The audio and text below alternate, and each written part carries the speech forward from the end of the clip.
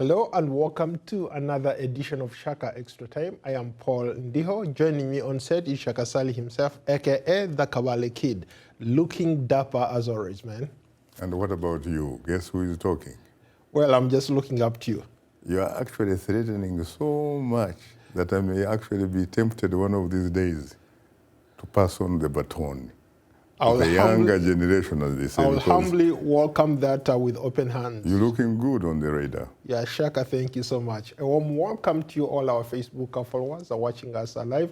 Shaka Extra Time is a show that comes to you every Tuesday. And today we'll be talking about, there's a lot happening on the continent, but I guess I will start in South Sudan, where the U.S. government has recalled its ambassador. Shaka, bring us up to speed. Yeah, well, personally, I do not see the significance of recalling its ambassador, with the exception, of course, of that the administration is concerned about the fact that up to now, there is no government of national unity in Juba. They keep postponing, and they have now extended, in fact, for another time, for about 100 days before they can come together and put in place a government that should be governing the Republic of South Sudan.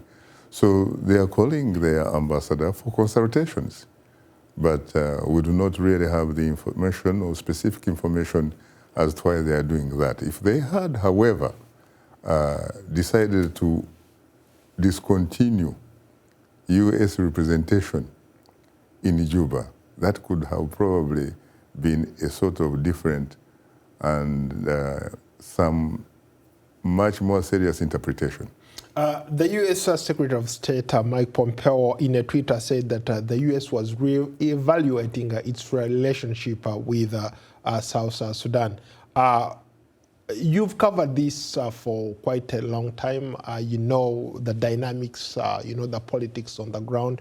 What are the implications of such statements?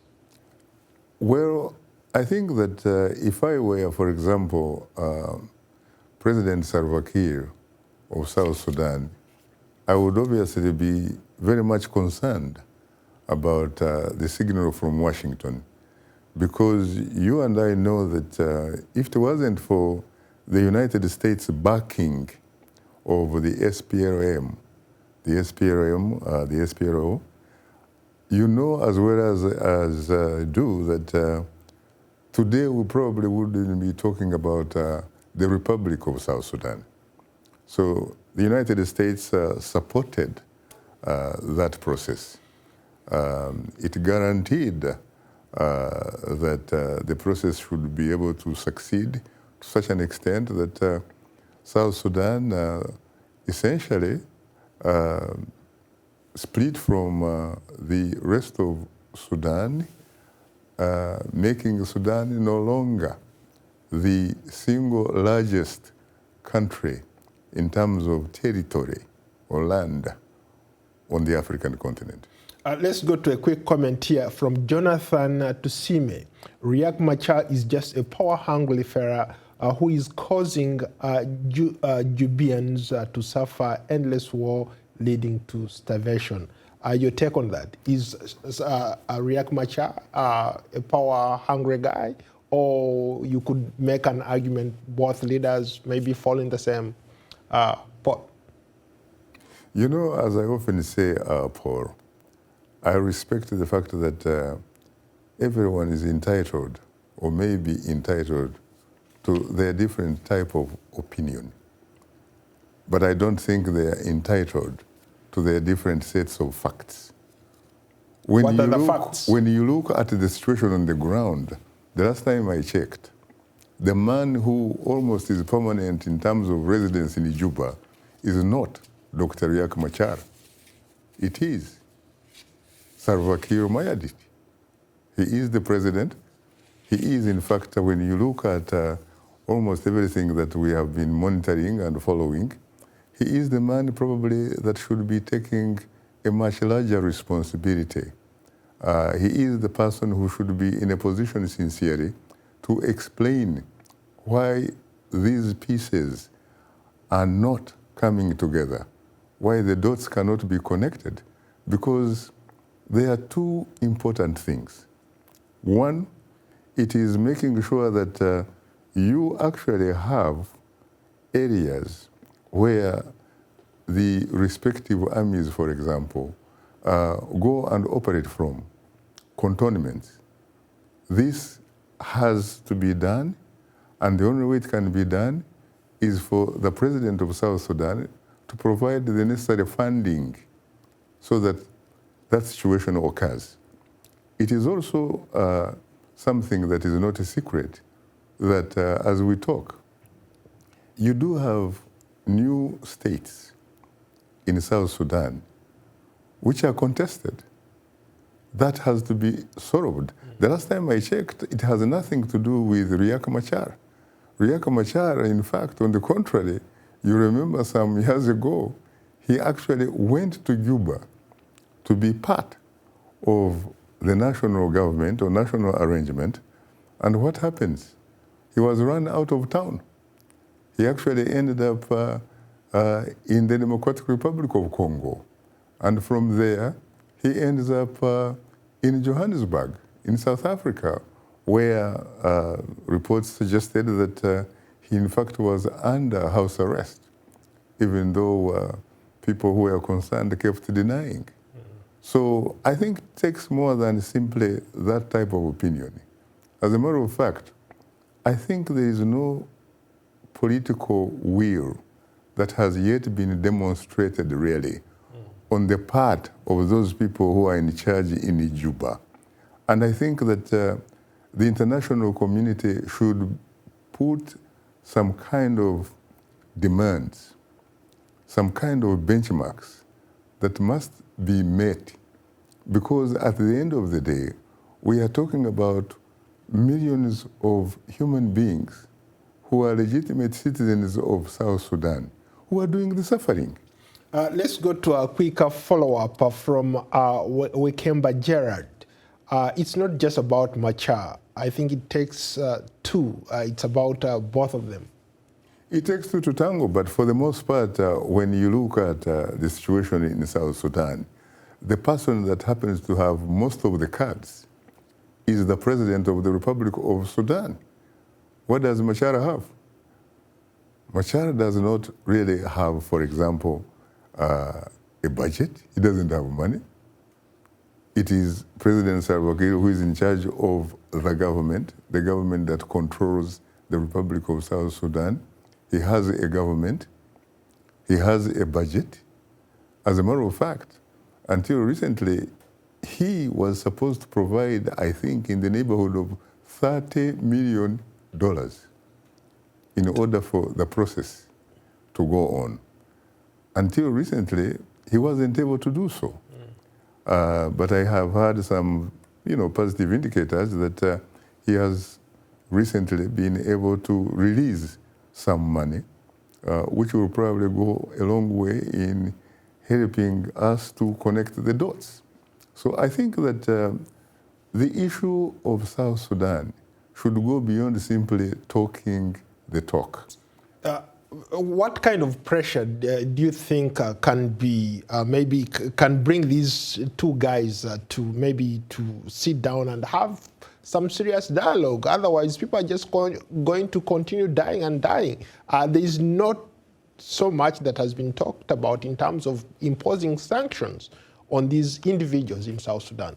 They have, as a matter of fact, the international community, on the contrary, has been able to hit some of the people around them. How about the top? Around them. Because the people around them, they are not the problem. The people on top, the president and his former vice president, I think those are the people who should be targeted. I think that there should be a situation where, for example, IGAD itself should say that unless and until you are able to do A, B, C, D, we are no longer going to do business with you as usual. I think if that were to happen, you could start seeing the train leaving the station. Let's do a quick follow-up from Wangoi Churchill, Nyirinda. South Sudan has warlords, not leaders. It's sad to see the self-proclaimed leaders turning the country into hell. Your take, Shaka. I think that we need to give them the benefit of the doubt. I think that we need to be a little bit patient. Let us allow them to come together and see what they do or what they don't do. I believe, for example, that no one is beyond redemption. Well, okay, I think that's a good segue to our next segment. Talking about redemption, the Ugandan president has, for the first time in a long time, said that he's going to spearhead a campaign to fight corruption. Is that part of the redemption we are talking about? I don't know that that adjective necessarily corresponds with what we are talking about when it comes to the issue of corruption and the kind of theater that is just about to happen. You're talking about a man who at one time, at least during the only time I have hosted him on Straight Talk Africa, and it is a very, very long time ago, I remember asking President Yoweri Museveni about corruption, about what it would take to remove, essentially, the really something that is most unhelpful, a scourge of sorts, really. And he said, to do that was very simple, in his words, I remember. Because he said, for example, the CID, which was part of the police, was going to up its kind of game. And he also said that he had appointed, for example, the Minister of Ethics and Integrity. He talked about appointing the Inspector General of Government, and he said that, that in fact the issue of corruption would be history in such a very short time. And yet, it seems to me that that really hasn't really happened.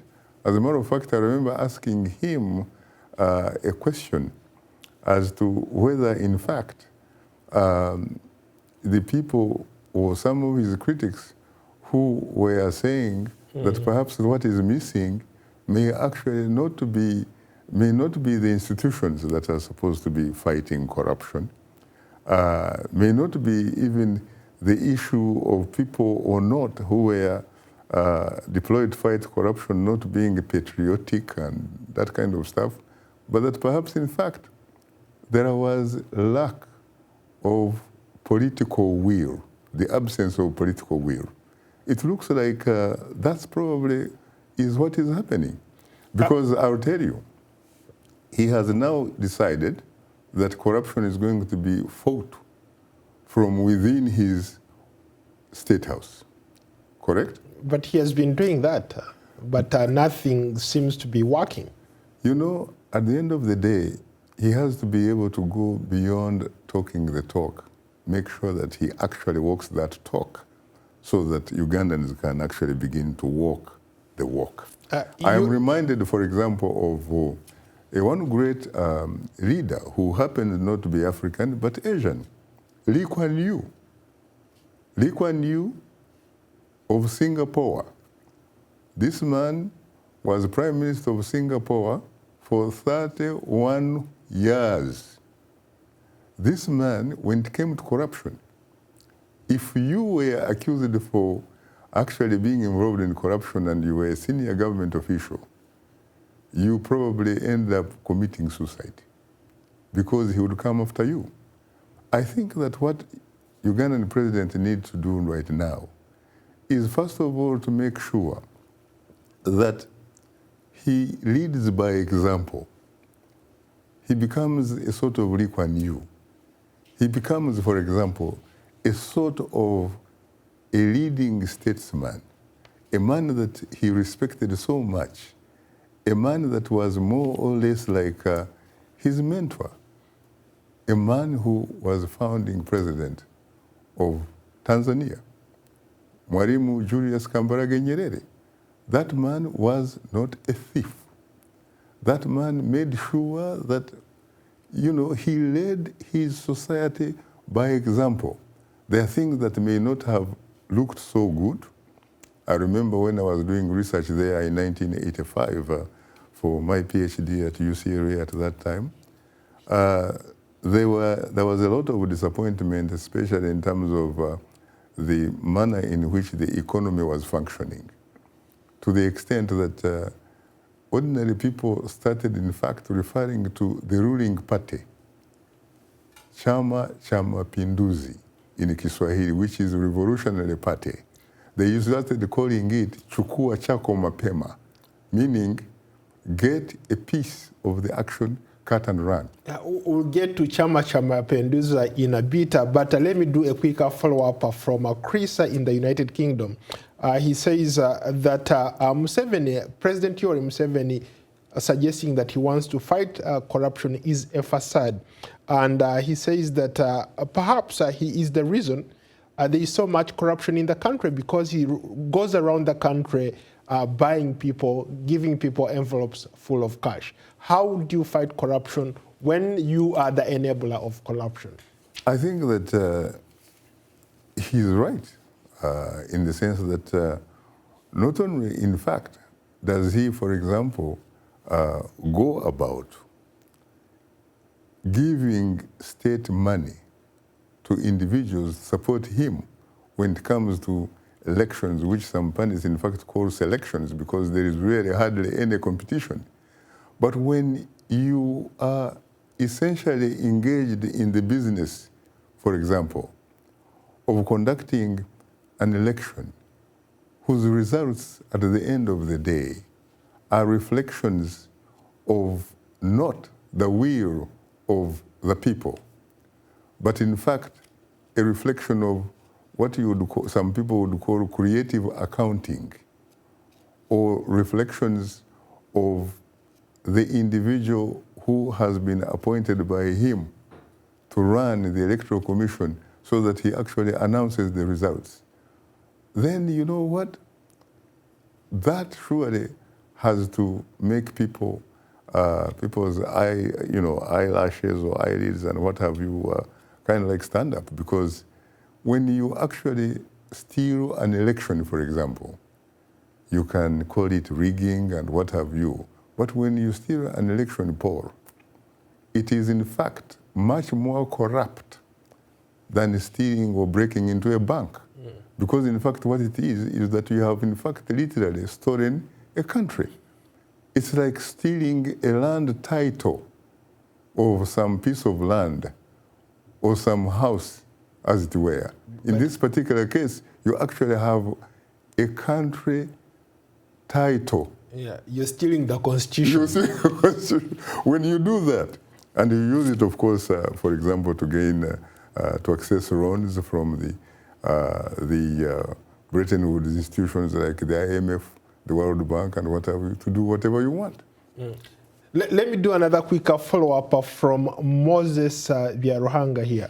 Buying off, what's your comment on President Yoweri Museveni buying off musicians to sing songs for him? In fact, since you're a greater student of history, he reminds me of the kings, like the Roman kings, the great, during the French Revolution, Napoleon, all those guys who used to pay people, the emperors, Emperor Bukasa, Emperor Haile Selassie, they pay people to, sing praises about them. He reminds me of those guys. How do you respond to that guy? Those were emperors. They did not pretend to be leaders chosen by their people, so they could actually pretty much do anything. I am sure that you have seen, for example, criticism, basically, which is laid on the president of the United States. There were headlines which were, in fact, making rounds saying that the president of the United States is not a king. And when you talk about a person like Yoweri Museveni, when you look at the manner in which he goes about doing his things, including a lot of other essentially rulers on the continent, these are like presidential monarchs. These are not like your usual average type of presidents. Mm. When you go back to, for example, 2005, when there was this move of amending the constitution so that, for example, you would remove term limits. Mm. The constitution becomes open. And ironically, by the way, when Museveni seized the power back in 1986, he actually found a constitution that had no term limits. He is the one. It was his handiwork that actually put the time limits there. Mm. But when he realized that his tenure at State House was coming very close to the end, he decided to figure out a way of playing the game and removing term limits. And how did he do it? He did it by, for example, using state money to do what he called facilitation. At the end of the day, he's just a politician. But what do you make of the fact there are people, a lot of people actually in Uganda, who think that President Yoweri Museveni is such a nice guy, he's a remarkable guy, who is genuine when it comes to fighting corruption. He means it. I don't know who you are talking about. Everything I read about, for the most part, doesn't look like it belongs in that league about Museveni and corruption. And I think even he himself, as a matter of fact, has been talking about how corruption has really almost become uncontrollable. But what he needs to do, again, he needs to go beyond talking the talk and actually walk that talk. And he can do that, for example, by making sure that he subjects some of his senior government officials. We're talking about ministers. We're talking about generals. We're talking about permanent secretaries and what have you. He makes sure that these people are apprehended for lacking the concept of participating in the counting, what is called accounting, really, accountability. For their riches. And take them through essentially due process.